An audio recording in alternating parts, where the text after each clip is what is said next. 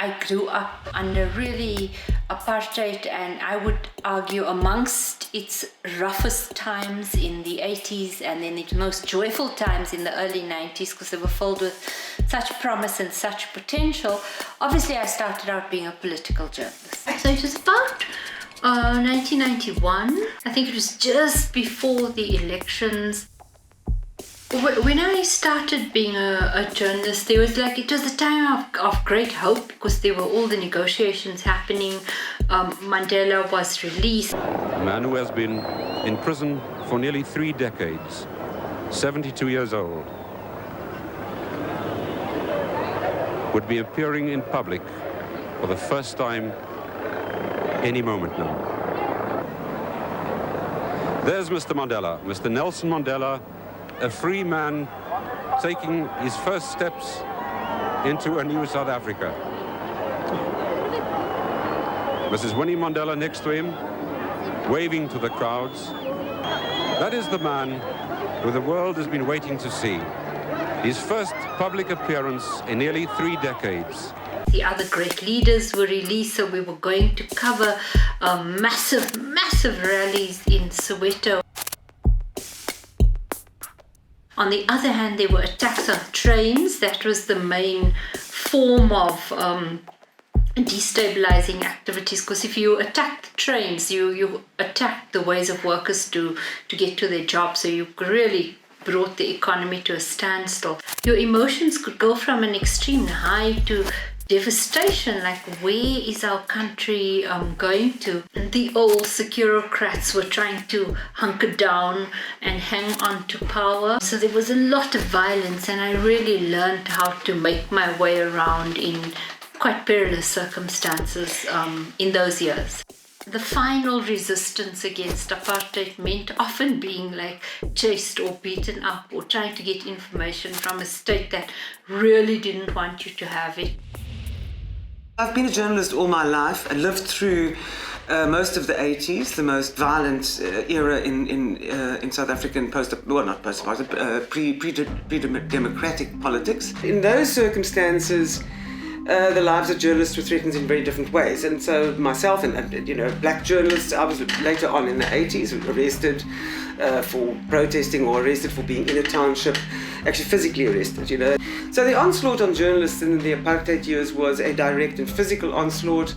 We come from running in the streets, many of those journalists, with tear gas being fired at them, bullets being fired, people died, people were in detention. Our cartoonist Jonathan Shapiro was in detention without trial.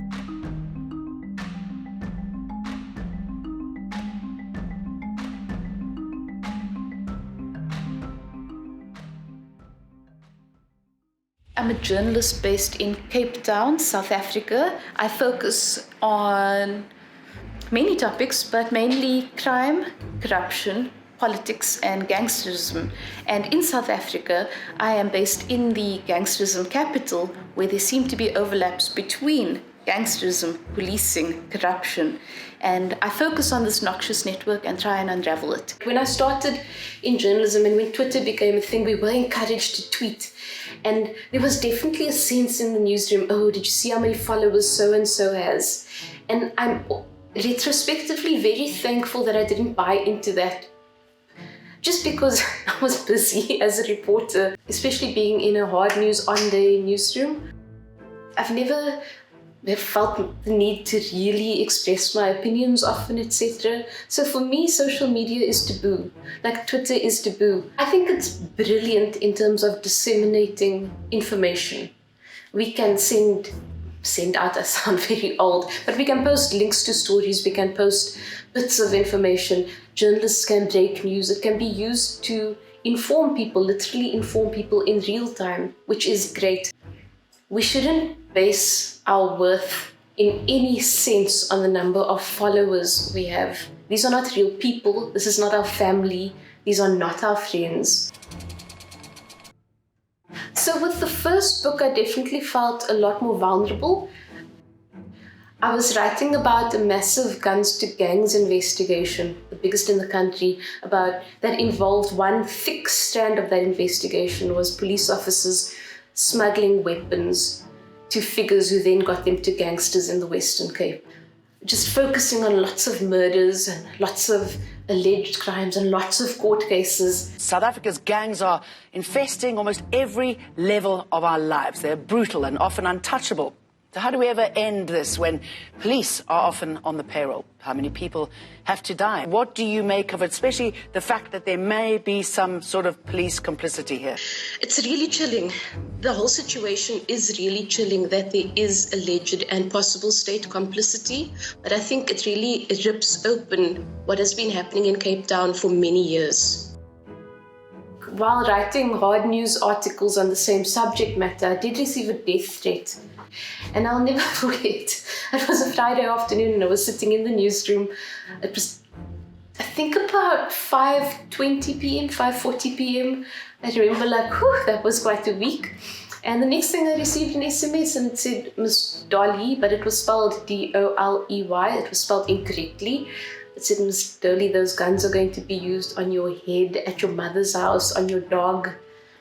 Something along those lines. A personal threat on a cell phone like Caryn Dolley gets from these people is far more frightening. That's direct. That's not anonymous. Might be anonymous. No, they know your phone number. A break-in at your house is direct. These are real threats.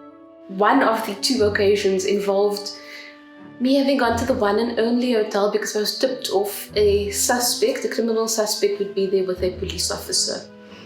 Actually, I was just told a prominent figure, and my editor insisted I go. I was very hesitant to go. In fact, I did not want to go, but part of the job. So I went with a friend, and we did spot the suspect together with someone who turned out to be a police officer, and I took photographs on my cell phone. And the next day, I asked the suspect what he was doing with the police officer at a hotel. And I received a response saying, we have eyes everywhere, something along those lines. It was a bit weird and it was viewed as intimidation. But like everyone, when I say everyone, I'm not sure who I mean, but several people told me that receiving the threat means that someone is trying to intimidate you. If someone wants to hurt you, they'll hurt you. They're not going to be like, hi there, we plan to shoot you in the head. They'll shoot you in the head. I think if you're going to tell me on Twitter that you're going to kill me, you're not going to do it, because the person who's going to kill me is not going to tell me. So you also have to begin to understand the medium and its braggadocio. Someone saying, I'm going to shoot you in the head. It's something so far removed from my life. I don't operate with firearms or people with firearms in general. So it's something like completely apart from me.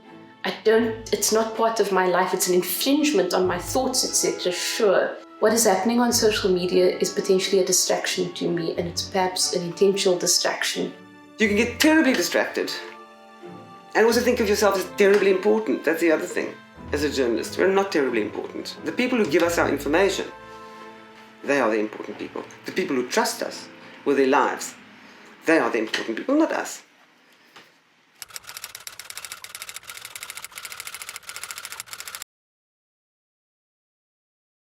I'm not a political journalist, so I don't report on the politics of any of the people. But what I do is sort of ancillary to it, informs the politics. Money and power always has a very interesting relationship, and they feed from each other.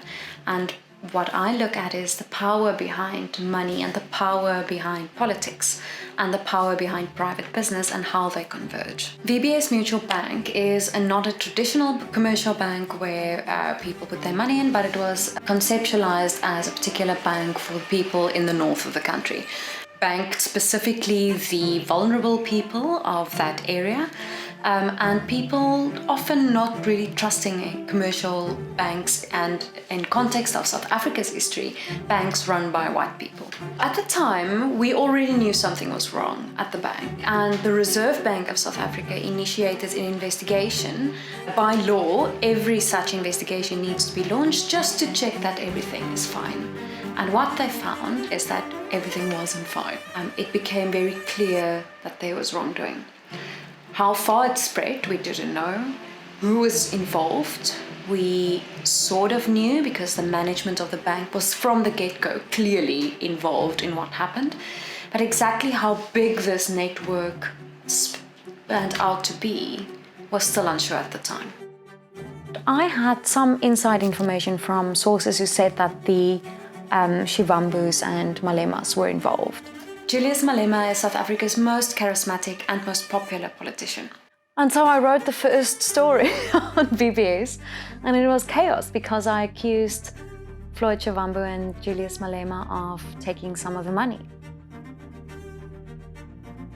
And they denied everything. And I asked them certain questions, like whose company is this, whose company is that?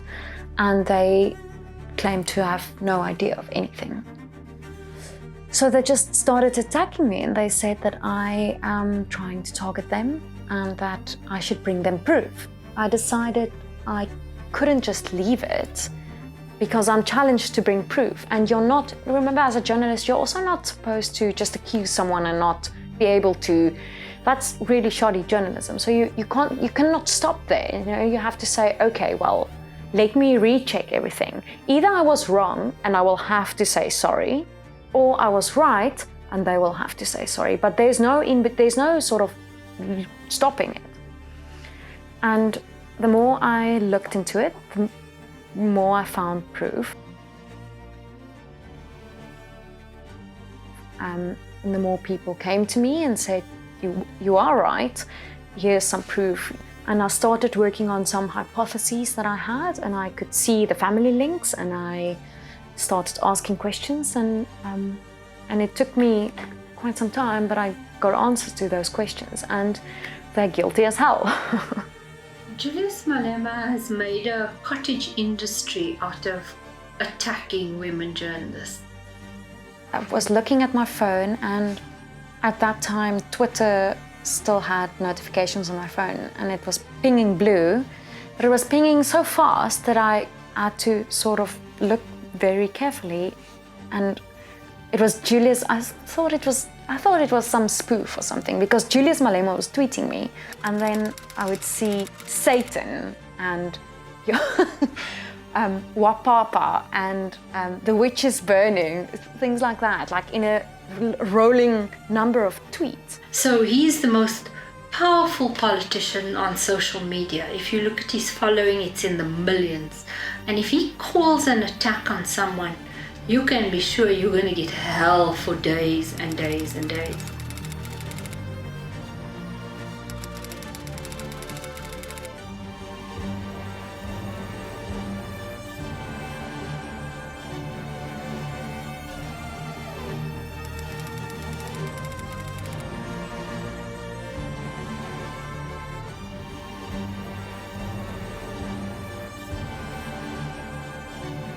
So when you cover them, you have to do the story and get off there for weeks. Otherwise, it's just too vicious, and the attack is non-stop. They are unstoppable, in my opinion. They've also banned the Daily Maverick, which is where I work. So covering them in any kind of old-fashioned way of journalism is simply impossible. For the past maybe 5 years, I've really focused on how has the state been captured. So state capture and corruption is now a big part of my daily work. So there was a minister called Issa Pahad. He was the minister in the presidency under Thabo Mbeki, and he was the first politician to get close to the Guptas. His brother lived across the road from my mom in Mayfair, and one day he was visiting, so they came over, and he said to me, like, hey Ferial, you must come and work with my friends, these Guptas. And that's the first time I realized they were starting a newspaper that would become the New Age. But then they started doing rotten things fairly early on about mining rights, Sishan mining rights, and so on. We went to go and interview them. We wrote about them repeatedly, so I was fairly well acquainted with them. And when they made that first big assault on the state by influencing their patron Jacob Zuma to fire Nhlanhla Nene, I wrote a very deep story on that. And it was after that where we kind of worked out who they were, what they were doing, etc. That I first saw those images on Twitter, the Bell Pottinger images, and that was a couple of years before the masterful leaks of what they were doing actually came out. On one Sunday morning, a flood of these awfully manufactured images of me or distorted images of me. They came very quickly. I mean, the first one I looked at is it was one of my favorite pictures where I have a pretty pink dress on, but in this one I had pig's ears, and I was like, what the fuck is this? Because I really didn't know what was going on. Then another one was with me with Johan Rupert in various ways. In one I was a dog, in another I was in his bed, another on his chair. I really didn't understand it because it was before we had a language to describe this stuff. It was just new and fresh, so it was really alarming to me. I couldn't understand what was going on. Then I worked it out that, oh, I see, it's a campaign.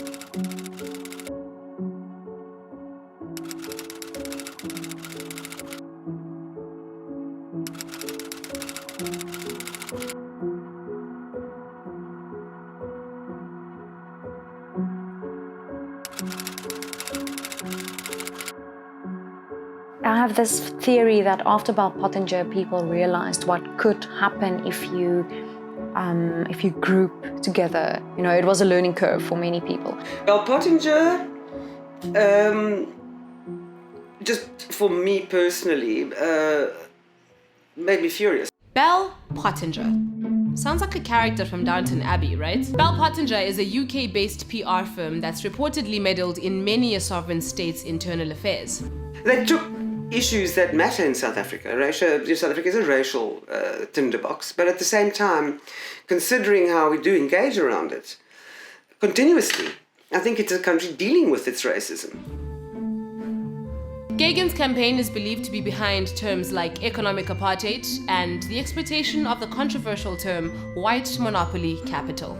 It's also caused untold social tension and made a mockery of this country's urgent need for genuine economic transformation. Volume is used to bully people, and the normal Twitter user, the normal person on the street, do not know that the name that you necessarily see with this message is perhaps one of 1,000 bots created to attack a certain person. So you will just see there's this storm on social media about a certain person, not realizing that it's fake and manufactured. And there are many international examples of where journalists were attacked the moment that they tweet something.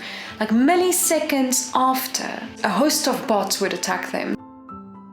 You know it not to be true, but the manipulation is so conspicuous, or so it has a purpose, and that purpose works to make you feel ashamed. And my immediate concern was, I have all this family who's not very tech savvy or sophisticated, and I don't want them to think that's me, in this guy's bed and on his lap, or dancing a chorus girl line where I'm their daughter and their sister and their niece. How am I going to explain this? With the benefit of hindsight, we know now that they employed Bell Pottinger, they had a very concerted campaign, and they chose some of us to attack.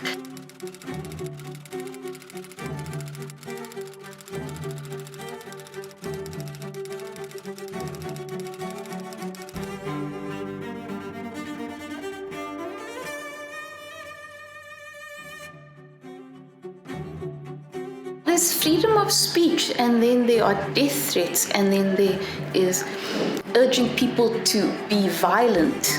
I don't think that's okay.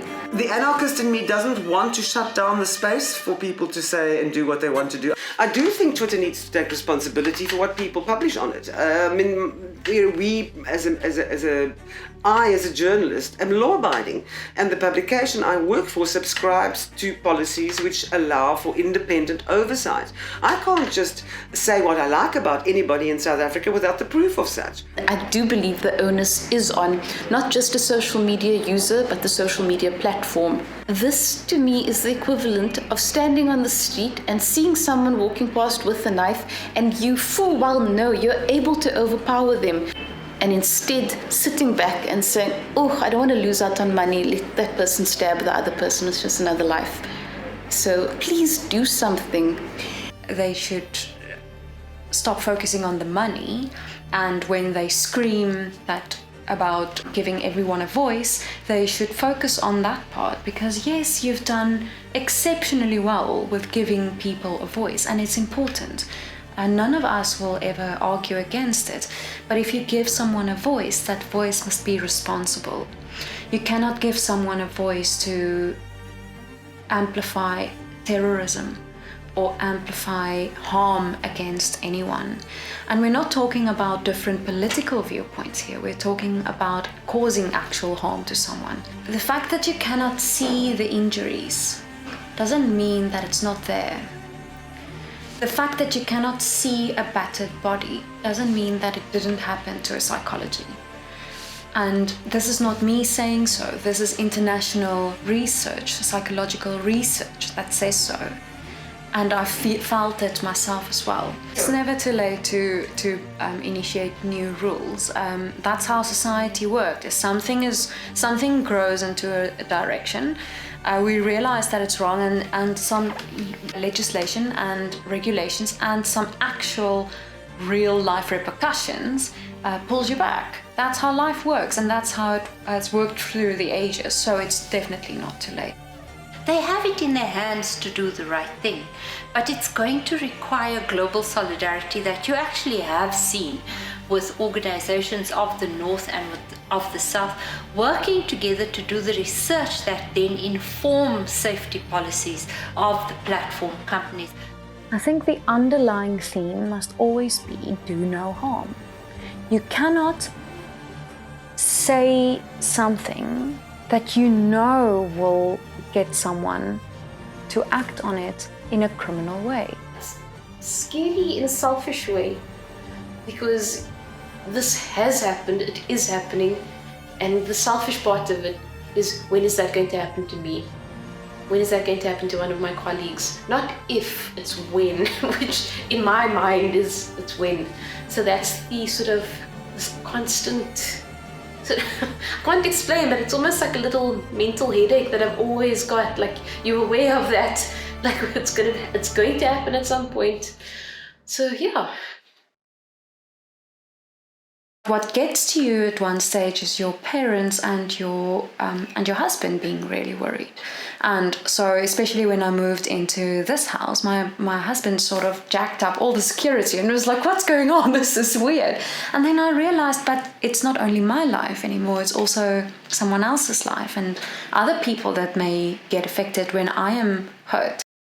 It's my great sadness to see how many young people just exit our industry or our craft because they just feel like balancing those risks become too much for them.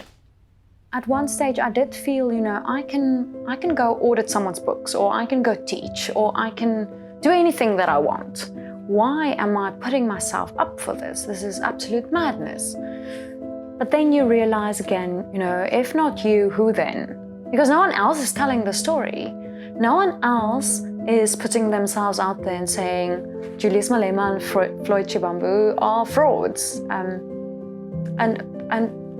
Sometimes you just have to tell that story. It would be a disservice, I think, against the people of my country not to tell that story. When you know things, you've got to do something about it. I can't sleep if I don't do something about it. And that comes from my own past. That comes from having a father who grew up, born in 1925, under Nazi Germany, only knowing Adolf Hitler, and the resultant mess of Europe and total destruction of Germany, flattened ruins. And my mother growing up under Salazar and the Estado Novo, and silence, my mother's silence. My mother told me, don't ever speak politically, because one of her brothers was a communist and taken by the P-Day, and she said he never looked the same again when she saw him. My mother shut down from the terror, and my father went along with it to a certain extent. He was a glider pilot. There he is behind me. Wasn't in the SS. And I argued with them when they brought me to South Africa. And I said, how can you bring me somewhere where the same shit is going on again? And so I engaged, well, not my mother so much because she was more quiet, but my father about what is your duty in a country when you know things are happening that are wrong. And you know, did you not see people in striped uniforms? Did you not see Kristallnacht? Did you not, didn't it feel like an impending disaster that you should help? And he told me about Kristallnacht that he was a boy on a bicycle. And so for most of my life, I've always thought that it would be interesting when the moment came, when I demand of myself what I demanded of my father and my mother. Would I have the courage to do it, what I wanted them to do, what I expected them to do? That's the simple answer to that. We really are living back in the era, and even in an enhanced or heightened, accelerated era of the strong man. And it is man. These are the kinds of leaders who are leading in the world. Highly patriarchal, massively authoritarian. So we're on the cusp of a major shift from what had been regarded as a high era of democracy and democratic practice, and coming into being of often a new form of authoritarianism. And that has arisen almost at the same time, and sometimes helped by the social media age. These authoritarian leaders, they no longer require a mass media in their pockets. They have a straight broadcast, a live stream to people. And this has meant that journalism has to rethink what its role is. The price of freedom is eternal vigilance, and for me we have to be extremely vigilant in guarding that media freedom, and journalists are. What am I as a journalist if I don't take a stand? So what is the point of me doing what I'm doing without doing it as well and as hard and as much as I can? What's the point? Then I might as well not be doing it, and I may as well go and do something fun, relaxing, you know? But then I'm also not being a good, decent human.